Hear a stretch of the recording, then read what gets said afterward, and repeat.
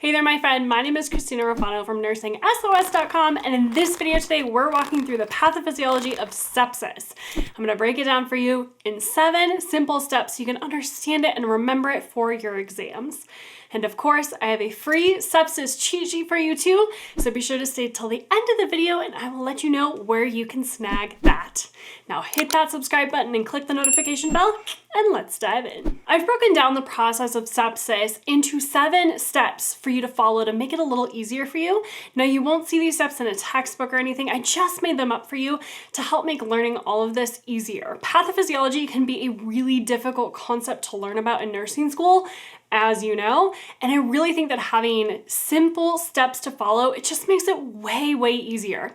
And if you like nursing school information broken down step by step for you, let me know in the comments below by commenting with the word love. That's what we do around here. I need to know if you want more videos like this, if you like it this way. So if you do, comment below the word love. That would be so helpful for me. So thanks for that, my friend. So sepsis can occur after the body has been invaded by a pathogen like a bacteria, a virus, a fungi, or something like that. I like to call these the bad guys. So these are the bad guy pathogens.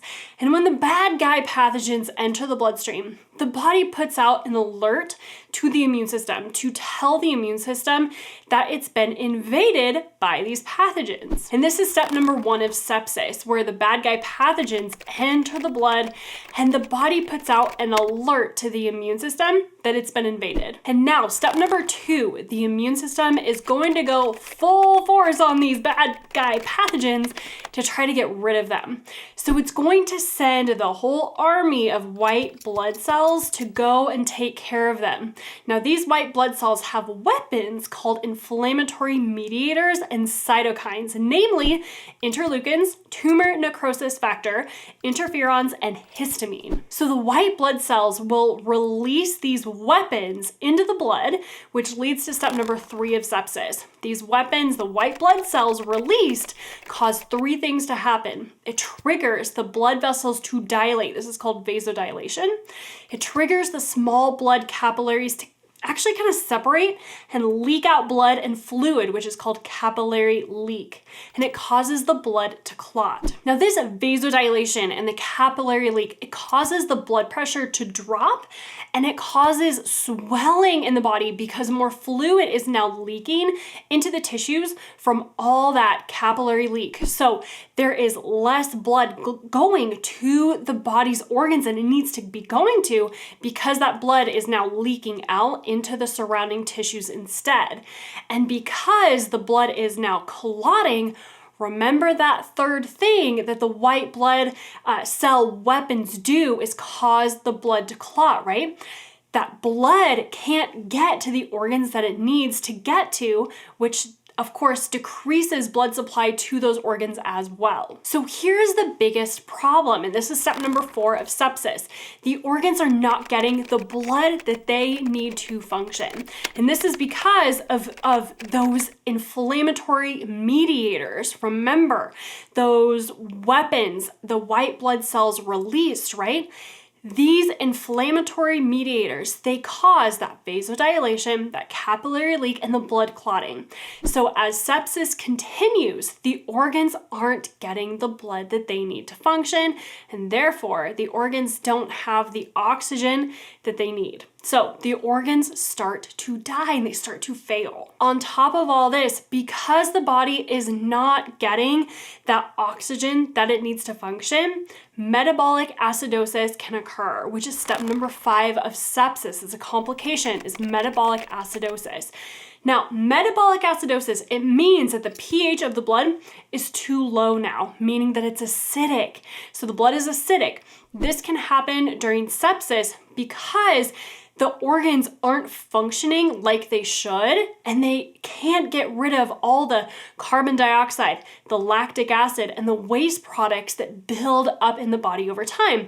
And all of those waste products are acids. So the more waste there is, the more acidic that blood will be. Plus now the kidneys usually make bicarbonate, which is a base, and that usually helps to balance out that pH. But In sepsis, the kidneys aren't getting enough blood here either.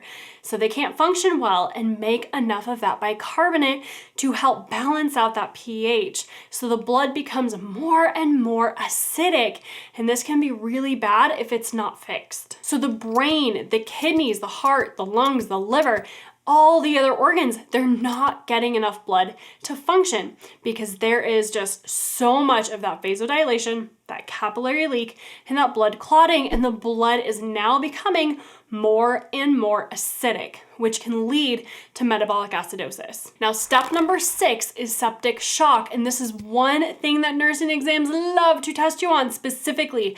Septic shock is sepsis, but it takes it one step further. In septic shock, sepsis is occurring, but it's not responding to treatment with fluid. So if we catch a patient with sepsis, give them enough fluids that would usually help them to get better, and then their blood pressure does not improve, then that is considered septic shock. So for sepsis, we do what is called a fluid resuscitation. Now this means that they get 30 milliliters of fluid per kilogram of their body weight.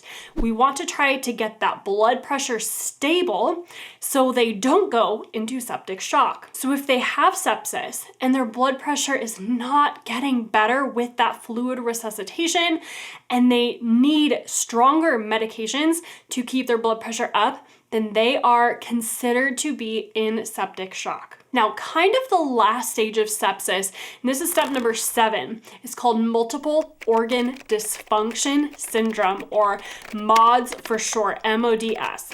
This happens when 2 or more of the patient's organs have now failed. So in this case, sepsis has continued.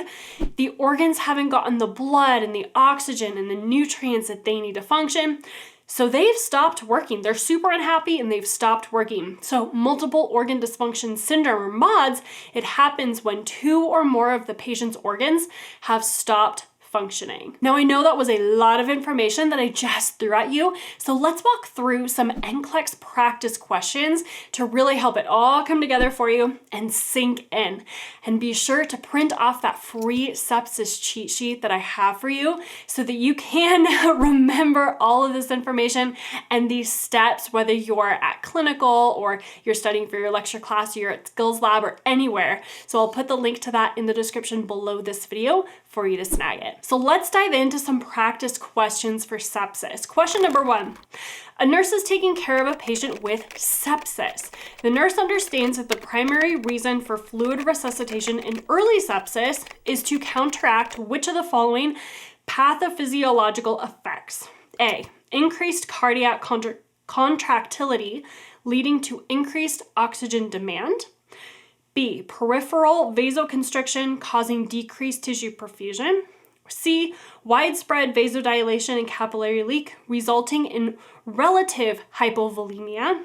Or D, activation of the coagulation cascade leading to disseminated intravascular coagulation, or DIC. Now, anytime we read an NCLEX style question, we want to make sure that we're picking out the key words in that question. And here's a key word that is used here. It's primary. What's the primary reason for fluid resuscitation? And the correct answer here is C, widespread vasodilation and capillary leak, resulting in that relative hypovolemia. Now, this is the correct answer because the inflammatory mediators that are released in sepsis, they cause that vasodilation, which decreases blood flow, and the capillary leak, causing fluid to shift out of that intravascular compartment, then into that interstitial space, into the tissues. Now, this leads to hypovolemia and a drop in blood pressure, which doing a fluid resuscitation will help to fix, hopefully. And sepsis can increase metabolic demand, but the immediate drop in blood pressure is primarily due to those vascular changes, not the increased cardiac contractility. So A is incorrect here. And then peripheral vasoconstriction, it doesn't cause hypotension in early distributive shock like sepsis. Vasodilation does. So answer B is also wrong. And then for answer D, while that coagulation cascade is activated in sepsis, that can lead to a risk of DIC or disseminated intravascular coagulation, the immediate intervention of fluid resuscitation, it's meant to fix the hypovolemia caused by vasodilation and capillary leak. So great job with that one, my friend. Remember, sepsis causes that vasodilation and the capillary leak. Now let's go through another one here. Question number 2. A nurse is educating a patient's family about the progression of sepsis. The nurse explains that multiple organ dysfunction syndrome, or MODS, is a critical stage characterized by A, a single organ system exhibiting severe failure, B, the failure of 2 or more organ systems due to sustained hypoperfusion, C, a temporary increase in inflammatory markers followed by stabilization, or D, a rapid and complete recovery following antibiotic administration. So let's walk through this. The correct answer here is B, right? The failure of 2 or more organ systems due to that sustained hypoperfusion. So the organs are not getting the blood they need to function, so 2 or more organ systems have now failed. So MODS happens when 2 or more of the organ systems have failed because there's that continued lack of blood and oxygen and nutrients to those organs, so they just can't function properly. Answer A is incorrect because MODS specifically involves the failure of multiple organ systems, not just one, it's multiple organ dysfunction syndrome. And while the inflammatory markers, they can fluctuate, MODS indicates a worsening state of that organ failure, not stabilization. So that answer C is incorrect. And then answer D is incorrect because MODS is organ failure, not organ recovery. And now let's walk through the third question. A patient with sepsis is receiving broad spectrum antibiotics. The nurse understands that the primary goal of this intervention is to A, directly counteract the effects of inflammatory mediators, B, prevent the development of metabolic acidosis, C, increase the patient's circulating blood volume, or D, eliminate the underlying pathogen. So here, what do you think it is? In this question, the correct answer is D, to eliminate the underlying pathogen. Now, this is because sepsis is caused by a pathogen in the body, right? So the main reason we're giving antibiotics as an intervention is to kill that pathogen. We want to kill what the underlying pathogen that's causing the sepsis to be. If we don't kill it, then we're not really solving the underlying problem. Now, answer A is incorrect because antibiotics target the pathogen, not the inflammatory mediators directly.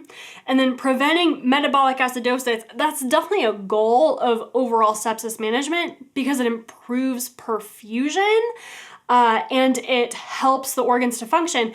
But the antibiotics are used to kill the pathogen that's causing it. So answer B is incorrect. And then within answer C, increase the patient's circulating blood volume. That's the goal of fluid resuscitation, which is different than antibiotics. And my friend, if you struggle with answering NCLEX style questions like these, be sure to click on this video here where I walk you through the top strategies for choosing the most correct answer on your nursing school exams. So helpful. And if you like this step-by-step breakdown, step-by-step guide for nursing school, and if you want me to do more videos like this, I love it. Write love in the comments below because that is what we do around here, my friend. And make sure to hit that like button, share it with your friends, and of course, click subscribe and hit that notification bell so you never miss a video. And as always, my friend, go become the nurse that God created only you to be. And I will see you next time on the Nursing School Show.